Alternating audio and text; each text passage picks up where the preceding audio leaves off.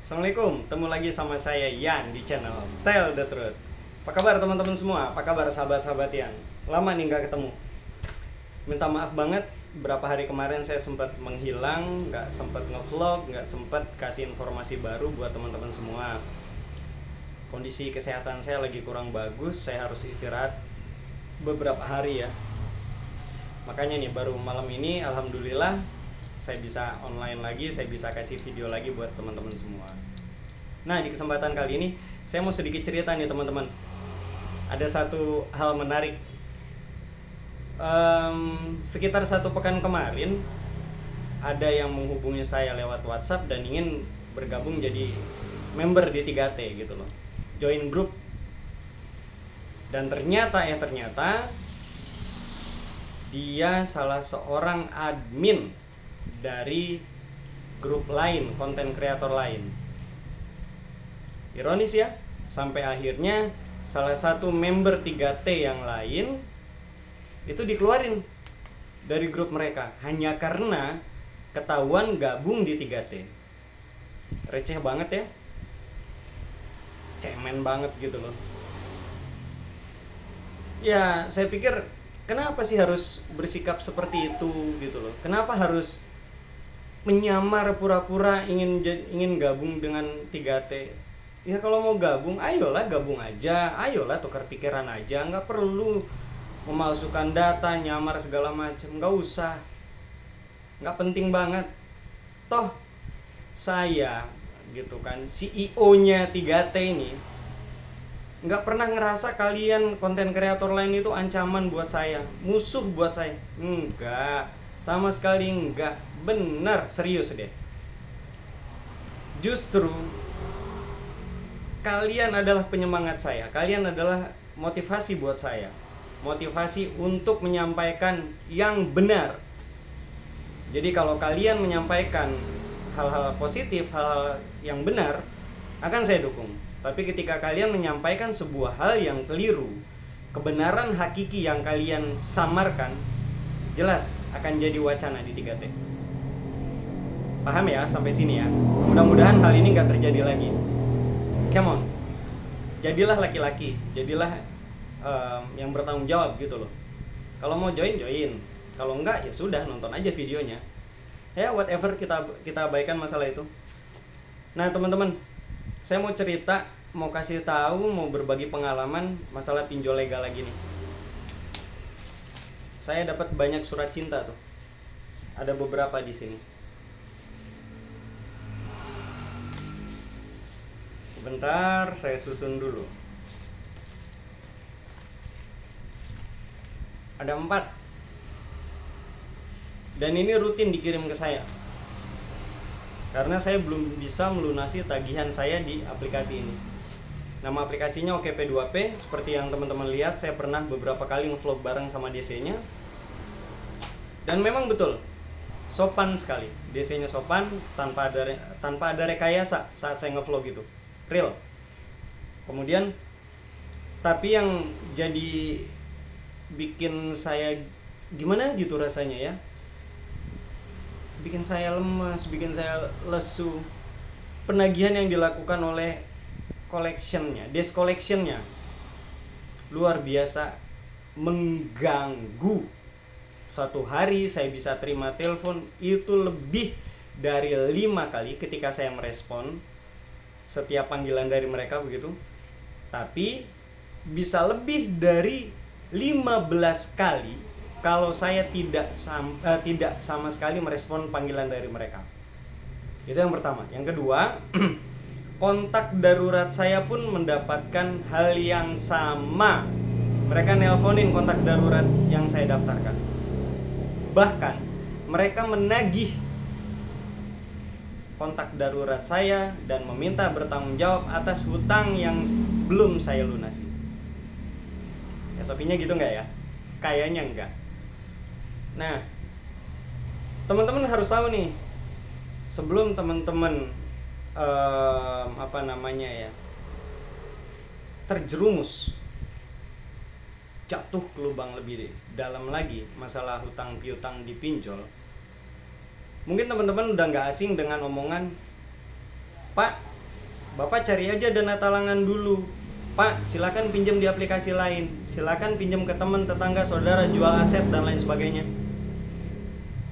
Saya mau tanya sama teman-teman semua, yakin itu tuh solusi terbaiknya? Kalau buat saya pribadi, enggak banget. Saya punya hutang sama satu penyedia layanan, satu aplikasi. Saya harus selesaikan dengan mereka tanpa saya melibatkan penyedia layanan lain, tanpa harus saya melakukan pinjaman ke saudara, kerabat, tetangga. Enggak. Ini enggak akan selesai. Yang ada nanti kehidupan saya semakin hancur. Mau mereka ngomong pedesnya kayak gimana, saya anggap itu pekerjaan mereka. Tapi ketika mereka melanggar regulasi dalam melakukan penagihan, adalah hak saya melaporkan hal ini ke pihak yang terkait, OJK, AFPI, dan kepolisian kalau ada unsur ancaman ataupun tindak kekerasan secara fisik. Oke? Nah, kalau teman-teman sendiri ngerasa nggak mampu buat bayar, ngerasa udah ngap banget, udah susah banget buat bayar, kita bisa ngajuin restrukturisasi. Oke, itu kan dikasih tahu tuh ada regulasinya di OJK. Tapi ternyata banyak juga pinjol yang bilang pinjol legal ya, tidak berlaku. Restrukturisasi ini nggak berlaku di perusahaan mereka. Padahal mereka seharusnya tunduk patuh terhadap peraturan yang dikeluarkan oleh OJK, kebijakan-kebijakan yang dikeluarkan oleh OJK. Tapi kok nggak ada? Mereka nggak mau tunduk. Terus gimana dong solusinya? Ya udah, diamin aja. Atau kalau teman-teman mau berusaha keras, kirimin email. Mereka bisa ganggu kita dengan terus melakukan penelponan, terus melakukan panggilan, terus melakukan WA, SMS, nagih dan lain sebagainya, begitu. Kita juga bisa ganggu mereka, kirimin email lagi dengan jawaban yang sama, dengan isi email yang sama, meminta kemudahan dalam melakukan pembayaran dengan metode pencicilan, relaksasi kredit, ya kan, kemudian penurunan suku bunga dan lain sebagainya, agar masalah ini selesai. Tuh, teman-teman harus tahu. Kalau mereka juga nggak mau, biarin aja. Tapi saran saya, kita jangan bohong nih, kita jangan jadi orang yang munafik. Kita sanggup bayar tapi kita nggak mau bayar, itu nggak boleh. Kita siapin bukti-bukti valid, bukti-bukti nyata atas segala pernyataan kita. Ketika kita diteror, dapat kekerasan verbal, simpan aja buktinya. Kita bisa adukan. Ketika kita bilang kita nggak ada uang, kondisi kita lagi sulit, lagi nggak ada kerjaan segala macam, kita buktiin. Kalau perlu bikin surat keterangan tidak mampu, SKTM dari kelurahan. Jadi ketika nanti ada collection yang datang ke rumah, ada kolektor lapangan yang datang ke rumah, kita punya data. Nah, ada satu nasihat yang bagus nih teman-teman. Jangan pernah adu argumen sama orang yang punya data. Tuh, ingat baik-baik ya.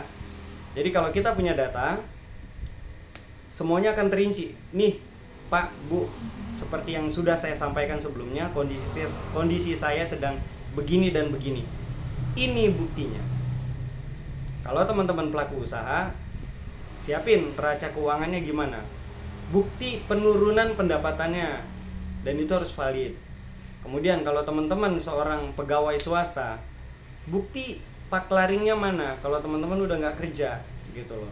Karena mereka pasti akan melakukan verifikasi ulang ketika mereka benar-benar ingin membantu kita. Jadi jangan sampai mereka pun ngerasa dijebak oleh nasabahnya, gitu loh. It's fair enough kalau menurut saya. Kemudian begini, kalau ada regulasi, ada penagihan yang menyalahi regulasi, salah siapa? Saya juga bingung kalau ditanya salah siapa, karena semuanya saling berkenaan sih, ya kan. Satu, payung hukum pinjol belum ada, itu kekeliruan pemerintah dan ini terlalu prematur, gitu loh. Kedua, kesiapan mental masyarakat Indonesia nih, mayoritas kita belum siap menerima kemajuan teknologi. Ketiga, sudah ada bank gitu loh, bank offline yang bisa memenuhi semua kebutuhan finansial masyarakat, membantu kebutuhan finansial masyarakat. Walaupun menurut saya sebaiknya tidak sama sekali kita lakukan peminjaman di tempat manapun selama ada unsur bunga, khususnya buat teman-teman yang beragama Islam dan ini berkenaan dengan riba. Saya pun nyesal banget. Sebaiknya jangan, sebaiknya hentikan, urungkan niat itu. Tapi kalau sudah terjerumus, ya mau tak mau kita tetap harus tanggung jawab sembari kita bertobat, dan jangan lagi kita terjerumus ke dalam urusan riba. Oke, back to the topic. Nah, ada bank offline yang mampu melayani, membantu perekonomian masyarakat. Kenapa saya bisa bilang begitu? Bahwa mekanisme yang diterapkan oleh bank offline itu sudah ada regulasi pastinya, dan ketika ada penyelewengan kita bisa dengan mudah melaporkan. Tapi kalau pinjol, iya regulasinya hanya ada tapi cuma dari OJK. Ketika kita melakukan pelaporan, seolah-olah OJK tutup mata. Sadar nggak? Kita komplain laporan dari pinjol ini yang sudah resmi berizin dan terdaftar begitu kan, ternyata kurang dapat tanggapan. OJK sendiri mumet kayaknya, ya kan? Nah, kemudian pinjol sendiri nih, ya kan, mereka tidak benar-benar baik mengenal kita siapa sebenarnya. Karena mekanisme KYC dalam urusan perbankan, perkreditan, itu tidak cukup hanya berdasarkan data yang terkumpul di sebuah kalau di pinjol itu pusdafil. Kalau di perbankan offline, BI checking. Itu sebetulnya hanya fase awal. Tapi fase akhir yang terbaik adalah melakukan survei dan verifikasi. Tidak semua pinjol melakukan itu. Makanya tingkat wan prestasinya jadi tinggi. Makanya tingkat gagal bayar, tingkat pemain pinjol jadi tinggi. Itu beda dengan perbankan offline yang benar-benar menjalankan sistem KYC sesuai prosedur. Jadi ada verifikasi langsung ke lapangan, benar-benar tepat sasaran gitu loh. Orang yang butuh kredit dialah yang layak nanti menerima. Kalau dia nggak layak, nggak akan dapat pencairan, nggak akan dapat pinjaman dari bank. Tapi beda sama pinjol, cuma modal KTP kita geleng-geleng, mangap-mangap, kedip-kedip, dapat duit. Siapa yang nggak mau? Akhirnya dari kemudahan ini akan timbul masalah baru, masalah yang lebih panjang. Yang jadi pertanyaan buat saya, apakah ini pencurian data masyarakat aja? Nggak apa-apa deh kehilangan duit gede, yang penting ada data-data bagus mengenai warga negara Indonesia. Bahasa kasarnya nih, ada bisnis besar di bawah meja. Konspiratif memang, tapi ya who knows. Saya hanya melihat apa yang terjadi di lapangan, bahwa sebetulnya keberadaan pinjol itu terlalu prematur karena begitu banyak persiapan yang belum dilakukan oleh pemerintah kita sampai akhirnya pinjol ini marak bermunculan gitu. Tapi kalau persiapannya matang gitu kan, regulasinya pasti, ini undang-undangnya, ini regulasi penagihannya, ini konsekuensinya, ini sanksi-sanksi bagi pinjol yang melanggar regulasi dalam prosedur penagihan, penentuan suku bunga dan lain sebagainya. Ini sanksi-sanksi buat nasabah-nasabah yang pemain gitu. Ini sanksi-sanksi buat nasabah yang wan prestasi karena ketidakmampuan membayar. Harusnya begitu. Tapi ini kan semua serba abu-abu dan mentah gitu loh. Ya mudah-mudahan sih ada pemerintah, ada lembaga ataupun orang-orang yang punya andil di sini yang bisa menonton video saya. Nah, kira-kira begitu dulu ya teman-teman. Mudah-mudahan apa yang saya sampaikan bermanfaat. Mudah-mudahan apa yang saya sampaikan menjadi inspirasi baru buat teman-teman semua. Jangan lupa, katakan selalu kebenaran yang hakiki adalah benar. A adalah A, jangan pernah jadi B, apalagi tergantikan menjadi kebenaran sosial. See ya. Assalamualaikum.